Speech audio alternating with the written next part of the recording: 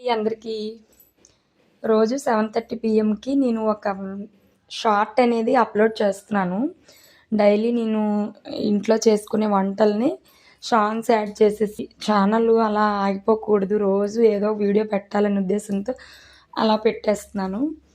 YouTubers చాలామంది చెప్పేది ఏంటంటే సాంగ్స్ పెట్టకండి, సాంగ్స్ పెడితే రెవెన్యూ ఏమి ఉండదు అంటున్నారని నేను ఈరోజు వాయిస్ ఓవర్ ఇద్దామని ట్రై చేశాను ఫ్రెండ్స్.